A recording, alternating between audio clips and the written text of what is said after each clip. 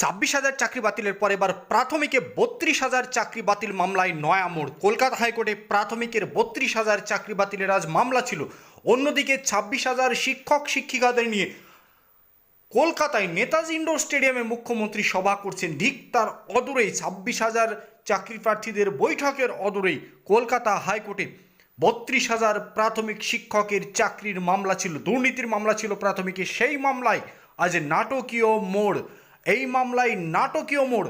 সেই মামলার বিচারপতি ব্যক্তিগত কারণ দেখিয়ে মামলা ছেড়ে দিলেন। এবার ওই মামলা যাবে প্রধান বিচারপতির এজলাসে। প্রধান বিচারপতি রোস্টার অনুযায়ী সেই মামলা কোন বিচারপতিকে দেন এখন শুধু সেটাই দেখার। তাহলে বিশেষজ্ঞরা যে প্রশ্ন তুলছেন সেটাই কি সত্যি হলো? বিচারপতি কি এই মামলার রায় দিতে গিয়ে বিচারপতির অন্তর কি কেঁদে যাচ্ছে? তাই কি বিচারপতি এই মামলা থেকে অব্যাহতি নিলেন?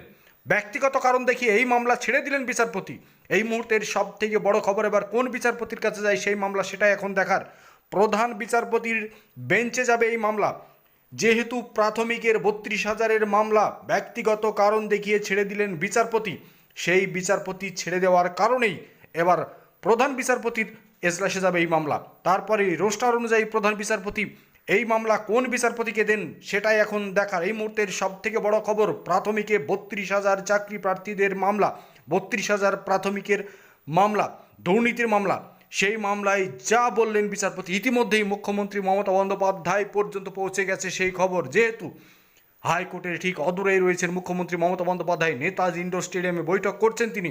এই মুহূর্তে কলকাতা হাইকোর্টের বিচারপতি মামলা ছেড়ে দিলেন ব্যক্তিগত কারণ দেখিয়ে। প্রাথমিকের মামলা থেকে সরে দাঁড়ালেন বিচারপতি। আর ঠিক তারপরেই প্রাথমিকের শিক্ষকদের ভিতরে একটা ভয় ঢুকতে শুরু করলো বলে মনে করছে রাজনৈতিক মহল। বিচারপতি যদি এই মামলার মেরিটে স্বচ্ছতা দেখতেন তাহলে নিশ্চয় মামলা ছাড়তেন না, এমনটাই কিন্তু বলছে রাজনৈতিক মহল, বিশ্লেষকরা এমনটাই বলছে, আইনজ্ঞরা। এই মামলায় অত্যন্ত ঘাপলা রয়েছে বলেই বিচারপতি এই মামলা